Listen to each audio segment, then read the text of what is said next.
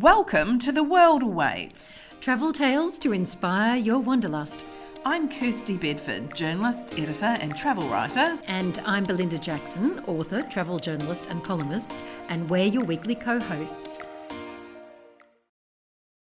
Welcome back to The World Awaits. How are you all? Hi, everyone. This is a very, very special episode for us because it is our 1 year anniversary.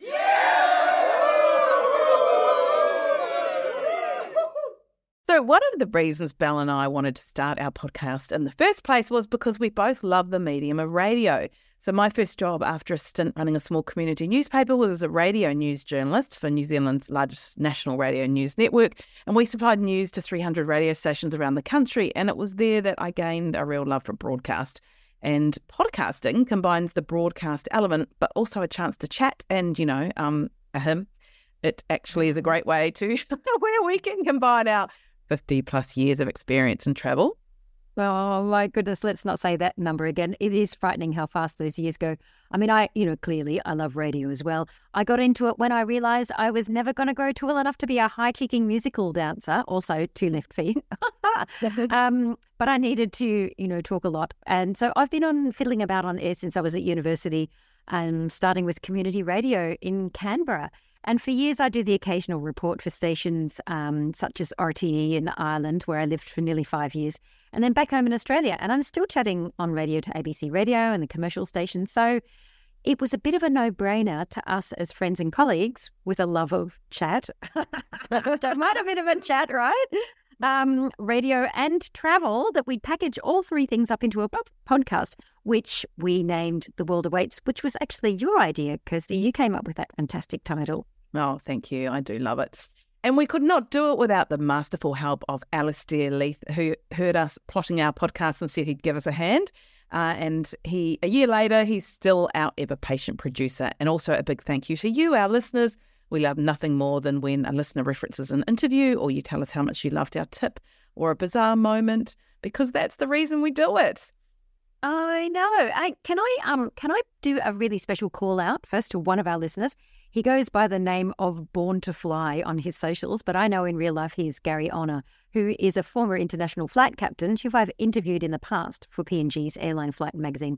Gary, we just wanted to send you a huge thank you for buying us a coffee and for always listening and telling me how much you enjoy the current episode. Thank you very much, Gary. And it's such a privilege to be able to fill your ears with areas of travel that we're passionate about and bring topics that are dear to our hearts and important to the industry. So we thought we'd just highlight a couple of episodes that we really love doing and that reflect what it's all about for us. So one of my favourites was when I interviewed Bruce Poon-Tip, who's an entrepreneur, author, philanthropist and G Adventures founder. And his entire business is based around the ethos of supporting local. And he's won far too many international accolades for me to mention here, but you can jump on over and have a listen to him on episode 7 and again on episode 42. And another favourite of mine was episode 10, where I interviewed Charles Street from Inkwasi Adventures. And his travel company is remarkable. You save and you put money towards the tour before you leave, and you go to Africa and give bikes to children who would otherwise walk up to 3 hours a day just to get to school. So it actually transforms not just their lives, but by ensuring they get an education, it means that their parents can work, and it has such a really significant flow on to the entire community. So jump on over to episode 10 and have a listen to Charles. Great interviews. And I think that the pod has also created an opportunity to listen to some of our friends and colleagues who are also experts in their field, and they're really setting the trends for where we travel. And I'm thinking of Kevin Maloney, who you might know as one of Channel 9's famous and much-loved travel guides. And you can listen to him on episode 32. And then, fellow travel writer Tim Richards, who specialises in train travel, was a really great interview. And Flip Burns, what she doesn't know about the ski industry isn't worth knowing. And also, I really loved interviewing Max Allen, who's one of Australia's top wine writers. And in episode 16, he talked all about alternative wine varieties and where you get them around the world, which is a topic I've always been absolutely fascinated with. So keep pulling out the notes on your phone or your little notebooks and pens, people, because got some more for you. So wildlife conservation is another really important topic that's vitally important to sustainability of not just travel, but the entire ecosystem. And there are few more passionate than Neil Rogers, who's Managing Director of Adventure World. And on episode 27, he talked to me about how his company actually won't work with people who don't do the right thing by wildlife. So he's had examples, he actually gives examples of how they have played hardball and actually walked the talk by saying to people that they won't use them anymore because they're actually not following, ethically and morally what they believe is in wildlife conservation. Yeah, that was an amazing episode. This pod has also given us a chance to hear from lifelong professional travellers, and they always fascinate me with their stories. So when Lonely Planet's founder Tony Wheeler came on, we were talking about how he started his career writing a guidebook across Asia on the cheap with his wife Maureen on their kitchen table back in 1973. And in episode 30, he talked to me about how he continues travelling and counting, whether you count countries, flying was carry-on only, which I thought was a brilliant chat, and tried to make me streamline my own packing. I don't know if that's working for you, Kirsty. No. Nothing will work for me. Yeah, packing.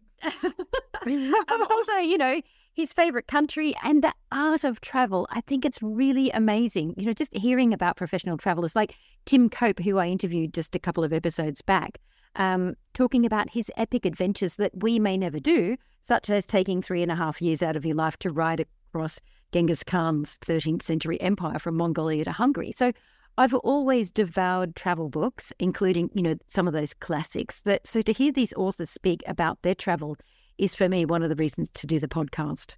Yeah, I love both those episodes.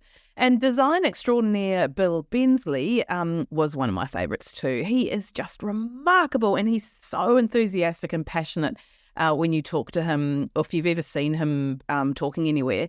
And he has literally changed the face of hotel design as we know it, because he's got such a signature bold designs, and he's been behind the design of more than 200 properties across 30 countries. But what a lot of people might not realise is actually all the incredible philanthropy work he does. So he's got everything from his own hospitality school, where they take underprivileged kids, and every single one of those, before they graduate, get a placement. And he's also got a 258-person private army who carry AK-47s 24/7, and they're responsible for anti-poaching and the protection of 2 million hectares of Kanman forests. So head on over to episode 19 to hear what Bill's been up to. It still blows me away what he does. He is absolutely incredible. I like tapping into expertise. Like, some people are intrinsically linked to a place, such as Wendy Wu to China, or Maria Pasquale, who was our very first episode. Maria talked to us about Italy and eating Italy, and I thought she was incredible. She's a really well-known author. She's from Australia. It's so incredible. When I first interviewed her, I interviewed her for the Sydney Morning Herald, and then when the podcast came to light, I asked her to be our very first guest.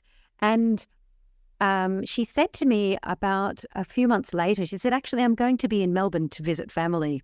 And she said, why don't we grab a coffee? And I said, yeah, but I'm going to be down the Mornington Peninsula. And she was like, oh, I'm going to be at the Mornington Peninsula too. And I said, are you down the Sorrento end? And she was like, no, I'm at the Safety Beach end. It turns out, we had holidayed a couple of streets apart from each other all of those years. And to have that connection with some of our guests has been really incredible. So, I do love a good eating story as well. And Maria gives eat in spades. And also my colleague, Ben Groundwater, who talked to us about how to eat in Spain. And he's just back from another Spanish tour and really cements himself as an expert in this country. So that's episode 5, if you wanted to have a little Spanish eating expedition. And we don't just interview the big guns, although there's definitely, as you would have heard, been quite a lot of those. But we also interview and talk to individuals or families who have just got remarkable stories. So things like Andrew and Nicole Hughes, who quit their teaching jobs to take their 3 kids, one who's 1 year old, cycling around the world, and they're actually still around the world right now as we speak. You can follow them on Instagram. We'll put a link in the show notes, but they are incredible. And they and along the way, they're also providing invaluable resources for schools to use, so they can learn about real genuine life skills like life on the road. So take a listen to that one at episode 35.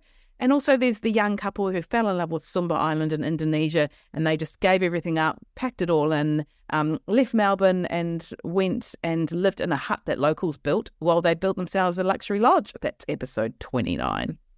Yeah.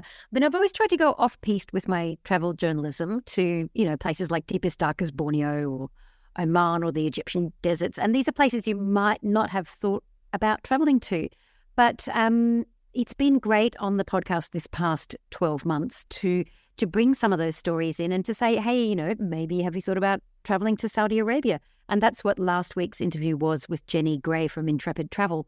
And, again, it's that trend thing, about Saudi Arabia being one of the newest destinations for curious travellers, but then also women-only travel as well. And and teasing out those conundrums that people do have travelling to certain destinations as well. So I thought, having that space to stretch out. We write a lot about these destinations in print, both of us, but then to stretch them out in conversation with the person who's designed those tours, because Jenny is the person that created the whole concept of women-only travel for Intrepid Travel.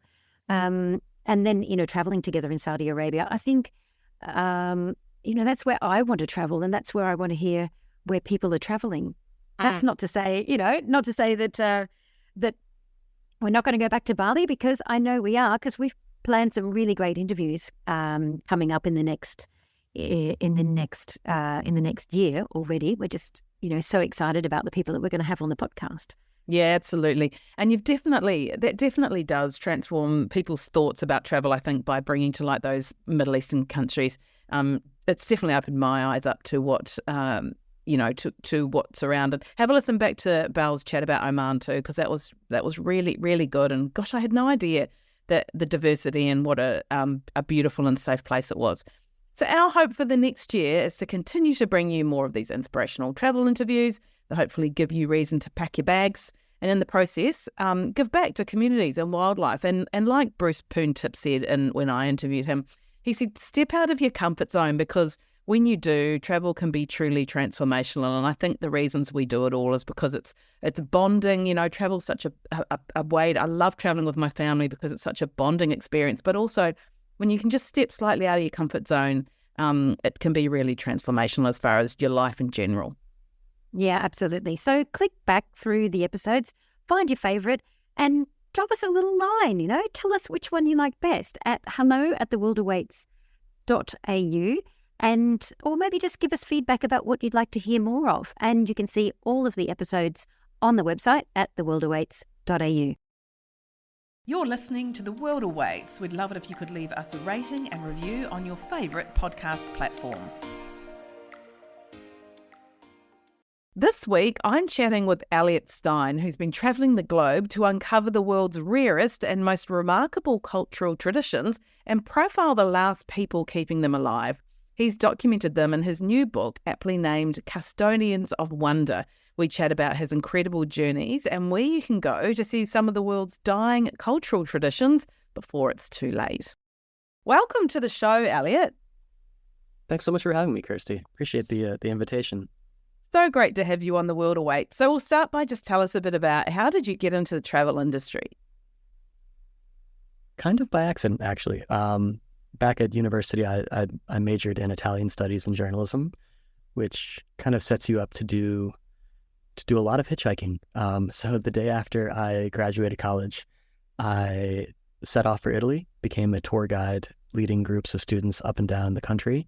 And after quite some time, the only region that I'd never been to was Sardinia. So sailed over to Sardinia, stayed there for a couple of years, wrote some guidebooks, and became a contributing editor for a magazine, and sort of stumbled into it.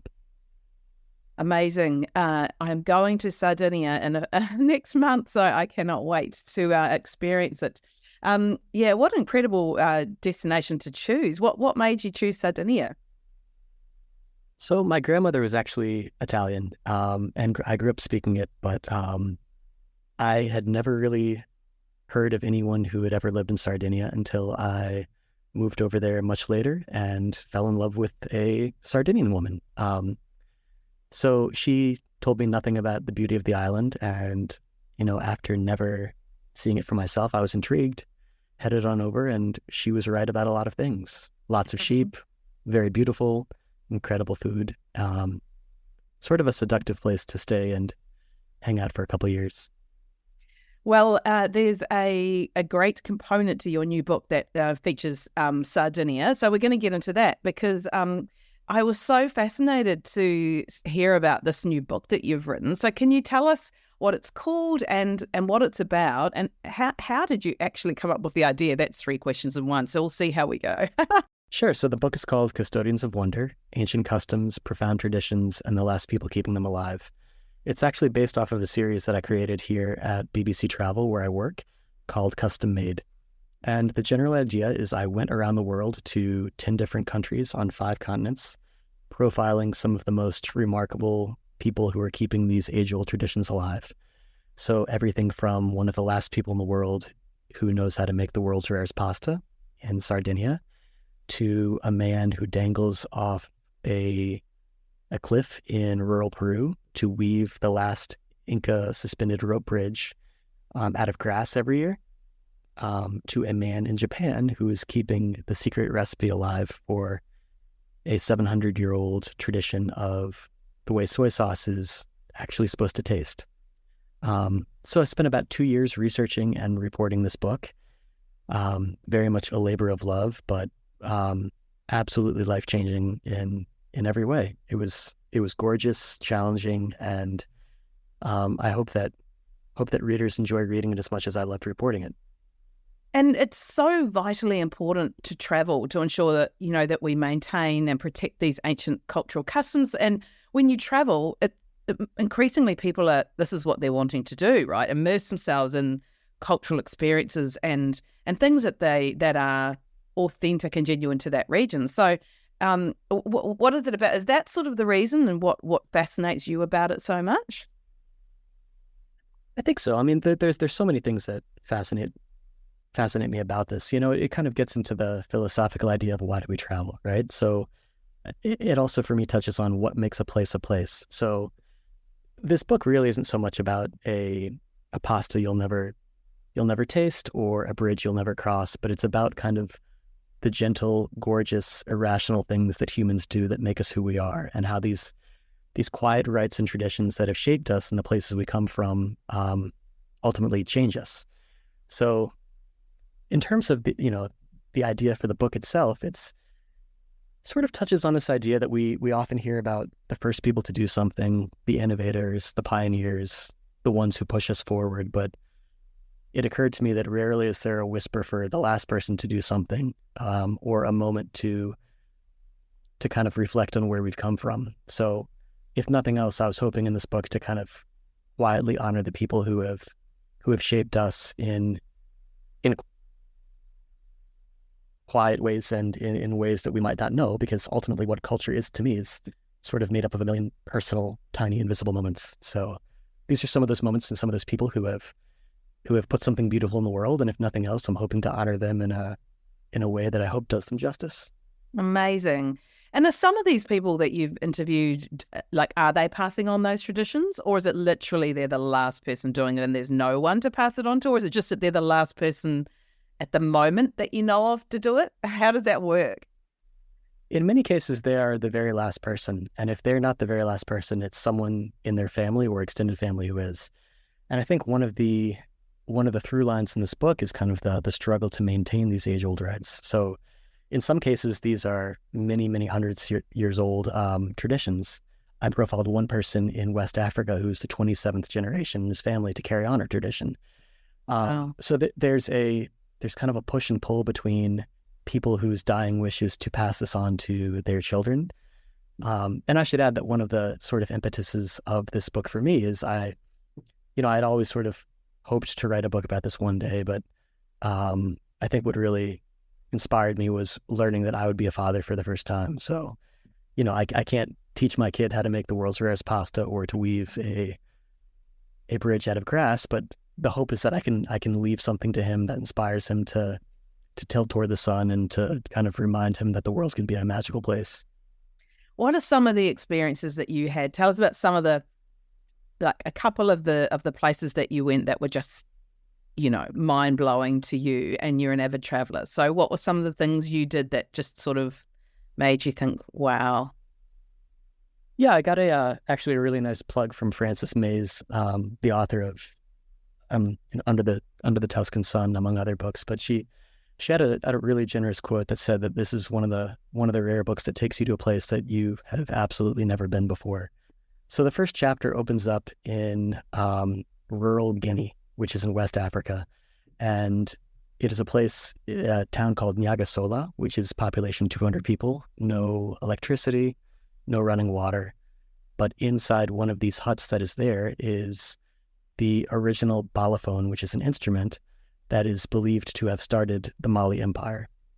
And I went there with the 27th generation custodian of this ancient tradition, which is basically the torchbearer for all of the Mande people, which is many millions of people spread around West Africa. I went to Taiwan, which at the time was one of the only places in the world that was still maintaining a zero COVID policy. And I spent 3 days inside of a COVID hostel with no windows, while I was being monitored by the Taiwanese police to make sure that I didn't escape and infect the whole island with COVID. God. I spent a night doing an overnight pilgrimage in rural Sardinia to taste this pasta, which is the only time that you're really able to taste it. And yeah, spent a week on top of a mountain in rural Peru to watch 3 different villages come together to weave the last Inca bridge out of rope and grass. There are 10 different stories in the book. This is kind of a taste of just a few of them, but yeah, when I say life-changing, I mean, it really puts your life in perspective and puts travel in perspective in a different way. And, my hope is that readers come away with a similar impression. Yes. And maybe go in search of some of these things themselves. It's a tragedy that some of them are lost, and you're right though. It must be incredibly humbling seeing these experiences, and also knowing that you are actually at least giving them a voice in your book, which is truly incredible. But did you ask the question of some of them? Are they considering trying to ensure the survival of some of these traditions? Yeah, there's a really fine line between maintaining a tradition and changing a tradition, right? So if you have, for instance, this world's rarest pasta, which is only served to pilgrims who complete a 33-kilometer overnight pilgrimage, if you take that pasta out of that context and serve it, say, at a restaurant or in a different country, to me, it's almost like taking a communion wafer and serving it at a ball game. It's no longer this kind of sacred thing. It's sort of just another food. And so for so many of these traditions, I think the custodians themselves have a sense of conflict of what does it mean to force this thing across the line and maintain it versus changing it. And I think that's something a lot of them are grappling with. There are certainly people in all kinds of traditions that I profiled where there are many people willing to become the successor. But in some cases, it's not up to the custodian, and it's kind of up to fate. I'll give you an example. In Taiwan, there is one person left in all of Asia, really, who is the last person alive who, instead of splashing up kind of a digitally printed billboard for a movie, this person uses brush strokes and creates these massive hand-painted billboards of movies from scratch. And then he climbs up 4 stories and hangs them on the marquee himself. There are a lot of students that he has started teaching now about how to do this, but then the question becomes, well, how many of these second-run movie theaters that still employ these old artists will be around in the future? So as much as he would like to pass this tradition on to some of his disciples, will there even be a theater that's willing to hire them? And that's really interesting about new traditions. So did you cover off some, are there in the book some really new traditions? or is that something that you experienced in your research? Well, I think the Taiwanese billboard painter is the newest tradition that I encountered, which is actually goes back to sort of the beginning of film itself, and tells a really interesting story about Taiwanese identity, which is very topical as the island increasingly moves away from China, and just how Taiwanese people have seen themselves historically in these Taiwanese films. But most of the traditions that I profiled are really things that go back hundreds and hundreds of years. So yeah, it's the question is kind of what place do they have in the 21st century, and is there even still an appreciation for them? If there was somewhere that, say, someone really wants to experience some of these incredible traditions before they are lost, what are some of the places that you would recommend to travellers to go now before it's really too late? That's a really great question. I mean, I think, I sort of, just being a bit of a nerd, I keep sort of a Rolodex of these age-old traditions and the ones that are sort of on the brink of disappearance. There are hundreds and hundreds and hundreds of them. So I guess it really depends on what is interesting to you. I think there's a great resource that travelers who are interested in kind of ancient traditions and crafts can touch on, which is called Homo Faber, and it kind of keeps an index of these traditions around the world and ways that travelers can interact with them. So if there is, just as an example, someone in rural Japan who's maintaining a certain pottery tradition, or someone in southern Africa who is maintaining some sort of oral tradition, this catalogs them and offers travelers some sort of resource as a way to interact with them. So of all the places that you went, if there was somewhere that you would recommend to travellers to go to really experience the people and the place and the tradition that you've covered, where would that be? Oh gosh, what an interesting question. Everywhere is fascinating for its own reasons. I think that there are certain places around the world that have done a more admirable job maintaining these age-old traditions than other places. Japan is an example that comes to mind of just an impossibly fascinating culture that stretches back thousands and thousands of years, that has really done an incredible job carrying forward some of these age-old rites and customs. Italy is another one. Greece doesn't appear in the book, but I've done a lot of reporting in Greece on ancient customs as well. It doesn't just have to be an ancient custom, I think, to be interesting. That's not to say that everything that is old is good and things that are new are bad. I mean, culture is such an ever-shifting force, but I think that there are certain places that are more in touch with their roots, and to me, at least, more culturally distinct and interesting than other places that have sort of homogenized as we've drifted closer and closer together. But I would, for a short answer to your question, I would recommend Japan, Italy, Greece. Peru is one of the great cradles of civilization that has done an amazing job maintaining their traditions and cultures. Guatemala, where I lived for quite a while in the past, and Mali, the cradle of the greatest West African empire. It's such a great answer, and it's so true, isn't it? I mean, the majority of us, that's what we're seeking. We want to go and experience, a different culture and different food, and sort of understand the people behind a place. That's certainly the reason that I travel too. Right. Well, our last question that we ask all of our guests is, can you tell us what's your most bizarre travel experience? It doesn't have to be from your vast travels from your book, but I'm sure it would be. Bizarre. Yeah, that's I would have to say Taiwan. I've been to Taiwan several times, but when I went most recently to Taiwan for this book, as I touched on earlier, but Taiwan was the place that actually pioneered the zero COVID policy that China infamously adopted.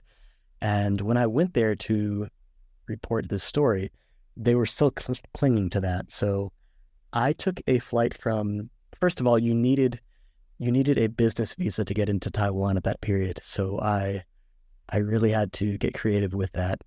I took a flight from Bangkok into Taiwan on a China Airlines flight that was filled with employees wearing essentially hazmat suits. And as soon as you get off the airplane outside of Taipei, the first thing that they do to any traveler, whether Taiwanese or international, is they come around with what looks like poison and spray you down with both yourself and your luggage with hand sanitizer. You're then whisked in a COVID bus to a COVID hotel, which is approved by the government, and you need to get a Taiwanese SIM card in your cell phone so that the government can track you at all times. There are lots and lots of stories of people whose phone have just run out of batteries and therefore they can't be tracked. And within about 5 minutes, the Taiwanese police come knocking on your hostel door to make sure that you have not escaped. So for 3 or 4 days, I was in this sort of windowless cell. And the way that it works in a COVID hostel is that three times a day, these hotel staff who are wearing biohazard suits ring the doorbell. They leave a tray of food outside for you. And as soon as you open the door, they scurry away as fast as they can to not get anywhere near you. You are assigned a government agent who checks in on you to make sure that you use the government-issued thermometer and record your temperature. And on the 3rd or 4th day, you were set free like a bird. Sounds like a sci-fi movie, doesn't it? And actually, it was the reality and actually in other places around the world too. Quite. In hindsight, we can laugh now, can't we? But yes, it was. What bizarre time. Absolutely, certainly a bizarre travel moment, that's for sure. Look, it's been so great to have you on the show. Thank you so much for your time today, Eliot. And we'll put all the links to your book and where people can find it in the show notes. To buy Eliot's book, go to us.macmillan.com and search his name or Custodians of Wonder, and we'll put a link in the show notes for you too.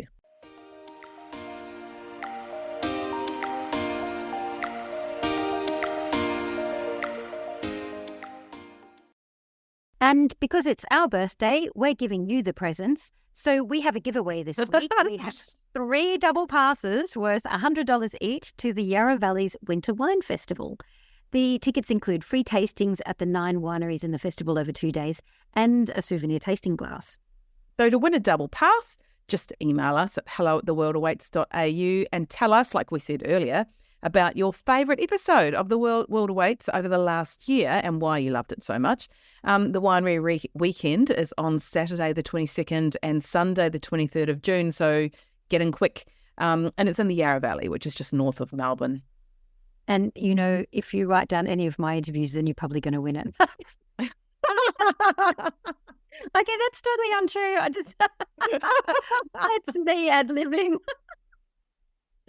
All right, so we're going to stay on a sort of, an alcoholic theme anyway, because the tip this week is all about the spirit of World Martini Day. See what I did there? Which is coming up this Saturday on the 15th of June. So, all right, little history about the martini. It was allegedly born in San Francisco at the Occidental Hotel in the 1850s. The dirty martini was created in the Waldorf Astoria in 1901, and the dry martini at the Knickerbocker Hotel in New York City in 1910 when it was served up to John B. Rockefeller, who is allegedly America's first billionaire. The Occidental is burnt down, but you can still stay in the Waldorf Astoria, and the Knickerbocker, which is going hard on martinis at the moment with a new rooftop garden. And I love this. It is decorated with lemon and olive trees, which are, of course, the 2 quintessential garnishes for martinis, right? And back home here in Australia, we got in touch with gin distribution service Garden Street Gin Club to find out where to get the best martini. The club sources gins from across Australia for its subscription service, and George Bakarian is its head mixologist and spirit specialist, so we thought they'd be in the know. Yeah, so George names his Australian go-to as Bar Planet in Newtown in Sydney, which has more than 15 types of martinis on the menu. And for an international choice, he recommends going to Bobby's Free, which is a prohibition-style speakeasy in Barcelona. But you have to know the password to get in, which they change every month. So you've got to jump onto their Instagram page and find out what the password is. I think that's super cute. Yeah, I like that. And if you're in Sydney, drop into George's Bar Cardia in Barangaroo, which does an extra dirty martini with a twist. You can try, I don't know about this, but you can try the blue cheese and onion jam. That is way dirty. So if you're going to make martinis at home, and if you're doing the gin subscription, you've got to know how to walk the walk and talk the talk. So the Gin Club recommends Green Street Dry Gin, which is distilled in the Adelaide Hills, which is the gin that they are sending out to subscribers this current month. And for a dirty martini, and a dirty martini means you're adding olive juice or the brine, they plump for the great Australian classic Four Pillars olive leaf gin, which they say is incredible when you garnish it with a drop or two of good quality extra virgin olive oil. So if you're not a martini maker, you could do a whole lot worse than watching Stanley Tucci, whose martini making videos went off the charts during COVID. Did you ever see them, Kirsty? No, but go figure. Oh my goodness, he was amazing. He was because they just had, I think that he drank martinis all the way through COVID. It looked so civilized and gorgeous, and he has the most honeyed voice as well. He's fabulous. I think I could go back and watch that, but I could definitely not watch anyone make another loaf of sourdough. So you can I think that's why it took off. You can find the Garden Street Gin Club at gardenstreet.com.au, and we'll put all the links to the bars and the hotels in the show notes. Cheers, everyone.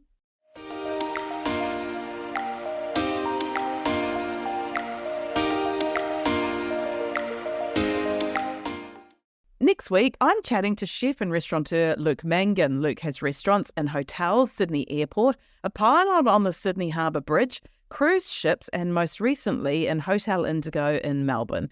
We talk about all things culinary travel, his favourite place to eat on his travels, and how he plans on transforming airport restaurants.